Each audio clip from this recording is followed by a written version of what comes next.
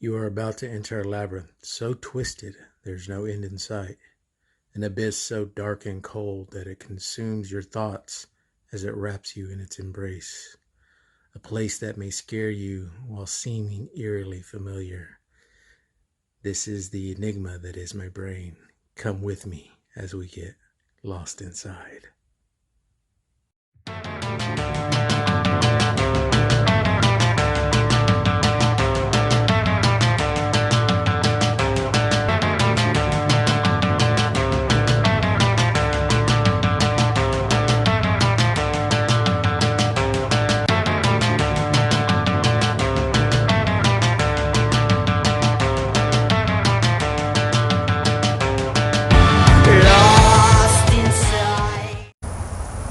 Welcome to Lost Inside the podcast. I'm your host, Max Power.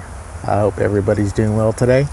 For those of you who are watching the video, this is the red nose I talked about last time. For those of you who are listening to the podcast, I am wearing my red nose. So I guess this gives you an excuse to go and watch the YouTube video if you've got the chance. Today I'm going to talk about my semicolon tattoo.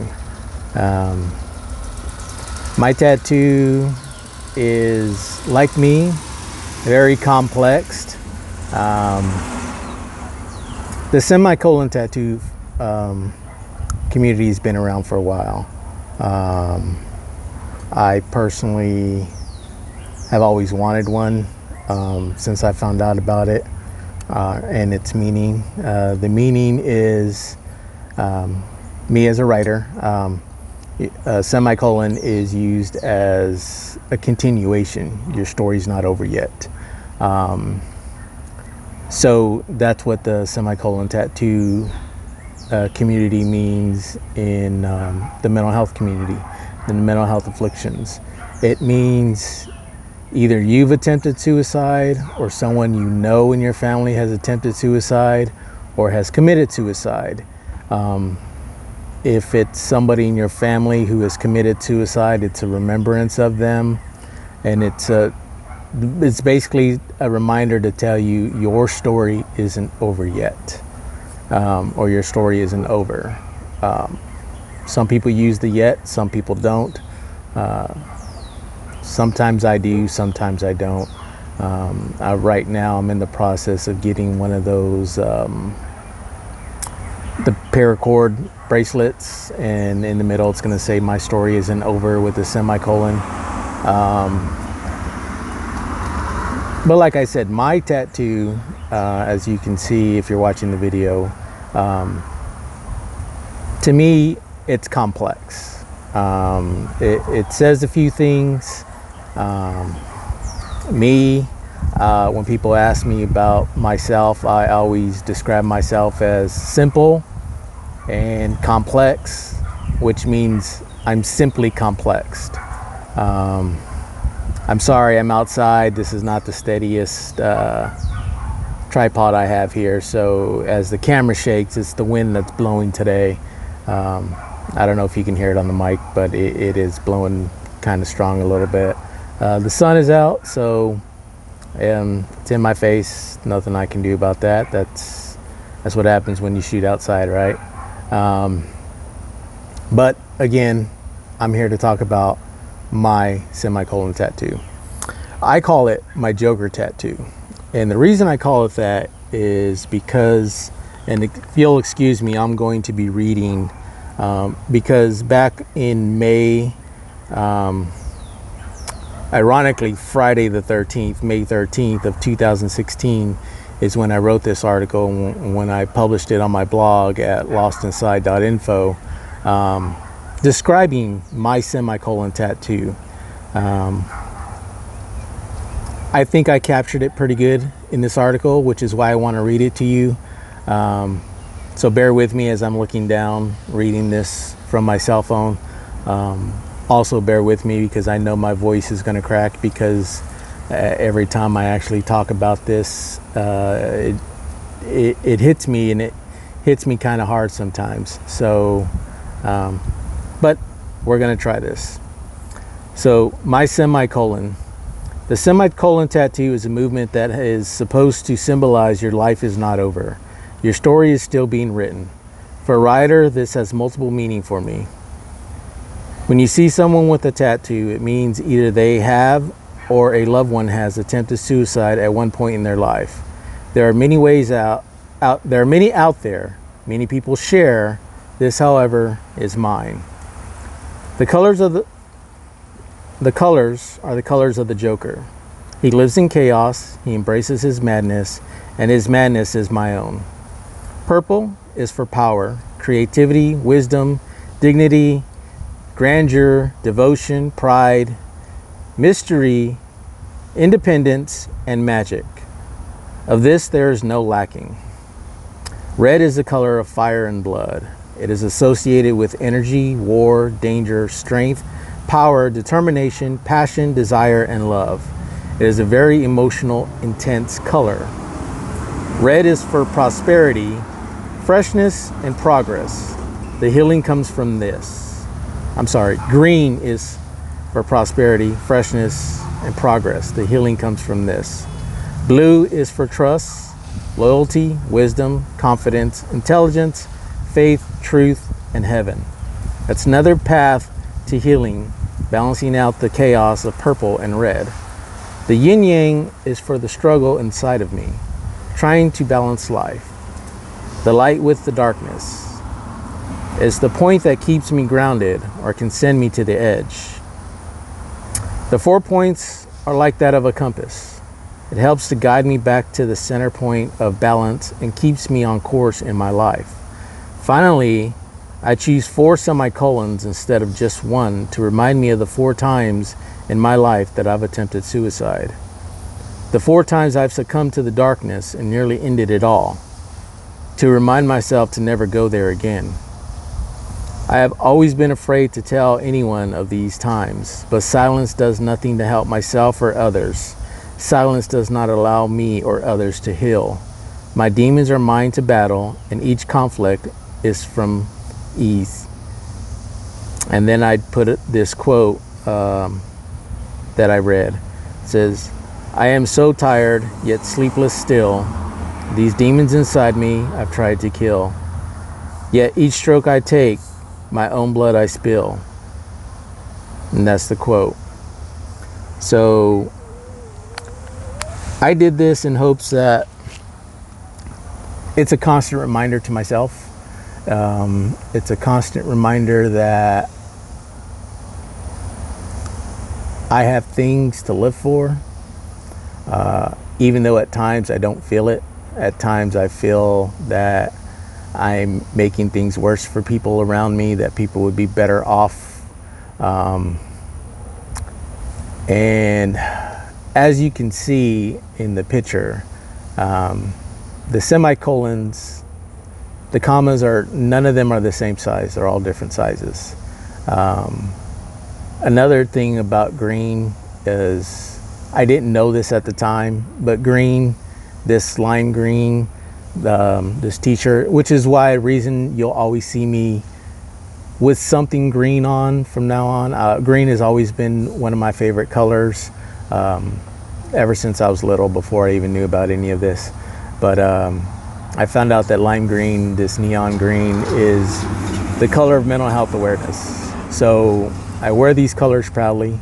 I always wear them of some way, shape, form. Anything I get, I try to incorporate green into it somewhere. Primarily to get people talking, because usually people, well, that's an unusual color to be having on. It catches people's attention. It's a conversation starter, and it's a starter that I feel needs to be had. So that's why I do that with the green. Normally I'll be doing these videos wearing my black shirt, but today, because of the content, I wanted to wear the green shirt. So no green screen, another reason why I'm going to be out here on the outside doing this.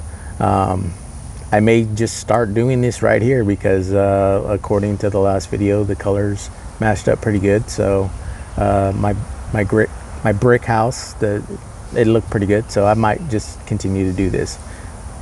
Sorry, I'm rambling. Anyways, Another thing green is it means new and fresh, which is why people who are new to certain traits, they're called greenhorns. They're new. They don't have any experience. So the green semicolon on my tattoo is the smallest of all of them. The reason for that is because I was 7 years old the first time I tried to commit suicide. Again, I didn't know a lot. This was 1985, if my math is correct. Back at a time where if you were a minority, you definitely had to hide your mental health afflictions. You could not talk about it. I was told you could not talk about it. I was always considered the good one in my family. So a lot of times I didn't want to cause any trouble. I didn't want to make anybody else. I come from a big family, and I know that there's a lot of trouble that was in my family from both sides, mother and father's side. And within my own family I'm originally from California, from a place that it's a very small town, but it's very crime ridden. And so I'm number 4 of 6, and my father decided that he needed to move us to Texas to get us away from a lot of the bad influences, because he did not want his entire family to be having hardships, being in prison or in and out of prison, having teenage daughters that are having kids. My oldest sister, she was pregnant and she wasn't even 18 yet. So again, being number 4 of 6, I was actually the first one out of my father's children to have graduated high school, which was a big accomplishment. Was a lot of stress that was put on me of my father trying to make sure at least one of his kids graduates high school, considering he was a school teacher. But that's another story for another day. So when I was 7, my parents had this thing where they would fight, they would separate. My mother would take us back to California. We would stay there for either a summer or the year. Usually it was a year. My parents would get back together, and then we would come back home to Texas. So when I was 7, this was the first time that this had happened. It was over the course of the summer. In California being a produce state, fruit trees were abundant. Our family used to have a cherry tree in our backyard. At the end of the street, 2 houses over, was an empty burned down lot, and there was a fig tree and a plum tree. Across the street used to be an open field that was owned by the railroad tracks, and at the end of the lot that they had there used to be a few peach trees and other fruit trees there that we would go and pick fruit. They allowed the public to just come. It was first come, first serve. You could only take what you could carry in a grocery bag, and back then everything was paper bags. So not everybody got a lot, but it was still something. Other family members grew other fruits and vegetables. My first job was picking strawberries when I was 4 years old in a strawberry field that is now a freeway entrance. Progress, right?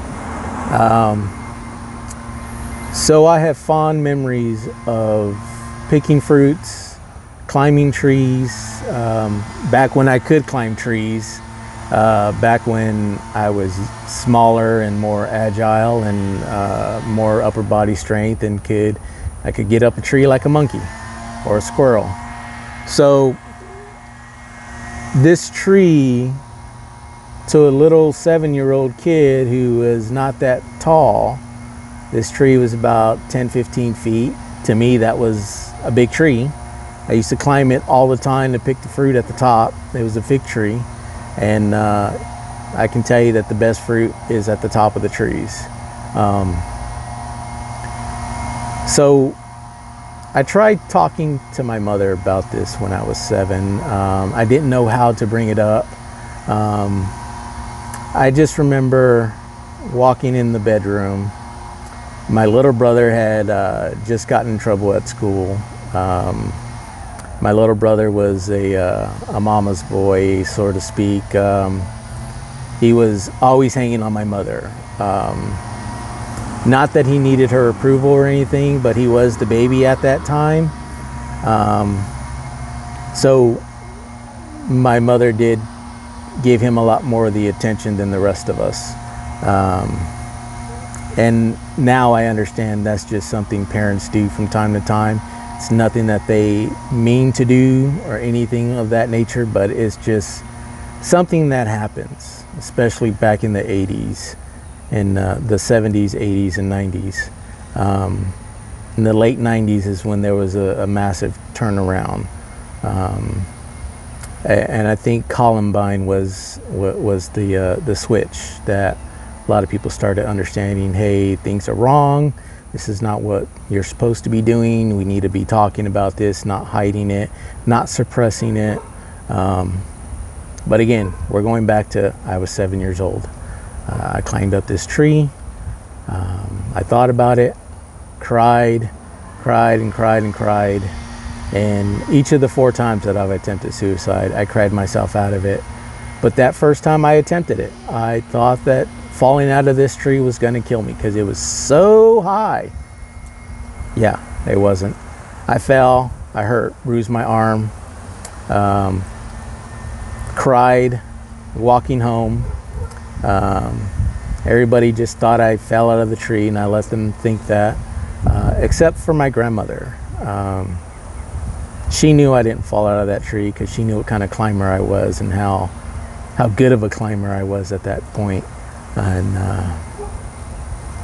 she told me that she wished that there was something that they could do to help me, but unfortunately therapy at that time was for the rich, and people like me had to hide it. Minority men had to hide it.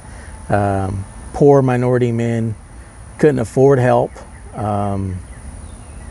So that's just the way it was. So I had to learn how to hide my afflictions, because when I did try to talk to my mother about it, the response was, again, my brother had just gotten into trouble. My 2 older sisters were in trouble.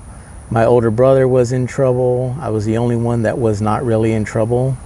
And she told me, you can't have problems because I have enough problems with your brothers and sisters. And being somebody who loved my mother very much, I tried not to give her problems. I tried not to be that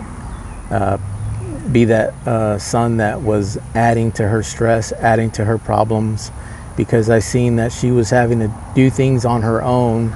My father wasn't really helping. My father wasn't around all the time. He worked 2 jobs. Even though I was surrounded by family, surrounded by cousins, a lot of times I was alone. And when I went into these depressive bouts,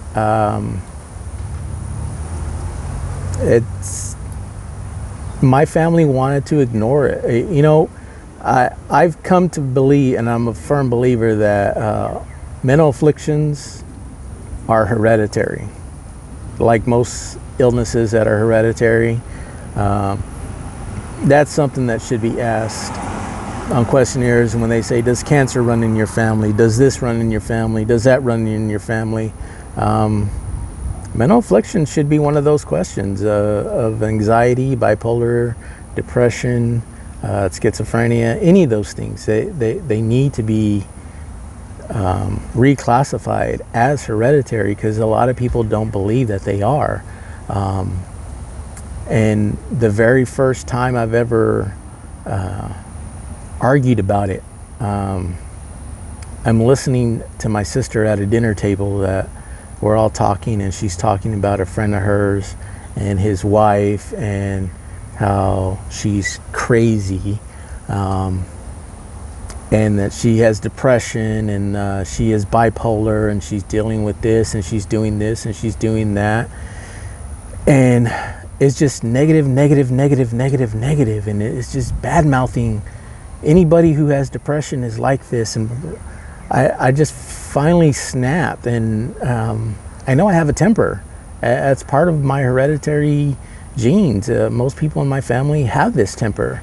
But I learned to suppress it, all those years of having to suppress it. But this, I don't know, it just snapped at me, and I just blurted out, I have depression and bipolar.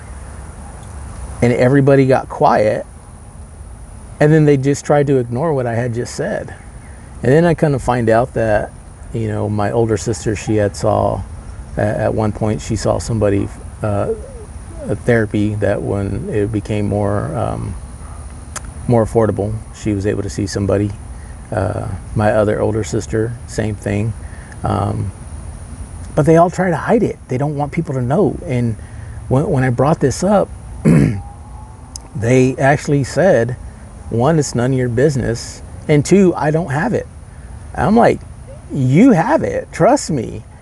A lot of us in our family have it. One of my aunts has, she has a lot of different afflictions, and growing up, I didn't know it. I didn't see the signs. I didn't see anything until it was too late.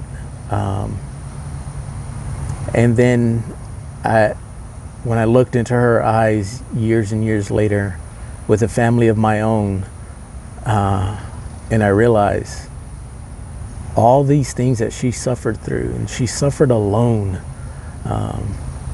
because we had to hide it. We were minorities, and it just wasn't accepted. We've come a long way in breaking some of those stigmas, but we haven't come far enough. There are still a lot of those stigmas that are there. When I hear people talk about anybody who has depression or bipolar, you should take away all their guns. If they're on medication, you should just lock them up and throw away the key. They used to do that. They used to lock people up in asylums without treating them. And it's not that long ago. It happened in my lifetime. I seen it happen, and I know that it happens. And that's one of the reasons why I do this. We need to break that stigma. We need to break those stereotypes, where people like me do not have to live in fear anymore. People like my child do not have to live in fear of telling somebody, I have a mental affliction, I have depression, I have bipolar, I have anxiety, any of these natures, any mental afflictions, anything that's in the DSM-5, which is the latest one right now, I believe. There's a lot in there. If you've ever seen that book, it's a really big book, and people still do not want to acknowledge it. They're afraid. And for a long time, I was afraid. I was afraid I was going to get locked up and have them throw away the key. I've been in a mental institution for a week, locked up against my will, where it was bottom line, the psychologist wanted to teach me a lesson. He didn't like some of the answers that I was giving him, and I was questioning his authority.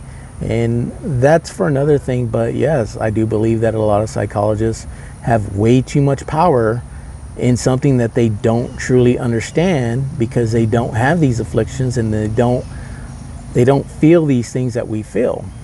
Like I've said before, me as a man growing up in a house of women, I can say, hey, I can sympathize with you when you have your periods and you have your cramps, but I don't truly understand what you go through, the things that you feel, because I don't have that.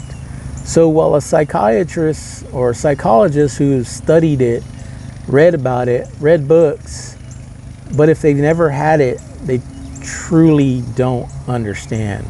And that's where I'm trying to bridge this gap with what I do here. So on my tattoo, again, you see the 4 points. I try to make it like a compass, like I said. It's simple yet complex. So when I first made the design, I just had that. And then when I had the ink get touched up a little bit, I had them add the second part of my tattoo, which is the words on the bottom. So when I look at it, when you look at my tattoo, you see the tattoo and you read, "I'm fine." But when I look at the tattoo, that "I'm fine" says, "Save me." And I put it that way as a reminder to myself, you need to save yourself. Don't go down that path again. So even when I feel these dark thoughts and these dark emotions creeping up and coming up, these bouts of depression, suicidal thoughts, and things of that nature, I can look down at my arm and remind myself, don't go there. Don't get to that point. Don't even get to that edge. And it's a constant reminder. So when that happens, I force myself to go out. I force myself to do things like put on the red nose. I force myself to go and collect smiles and remind myself I'm not alone. Remind yourself you're not alone. Thank you.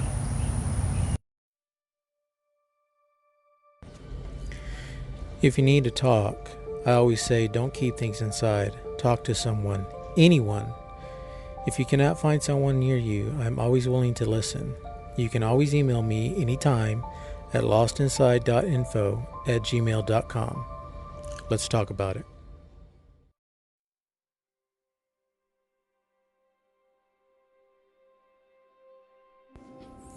Lost Inside is written and produced by me, Max Power.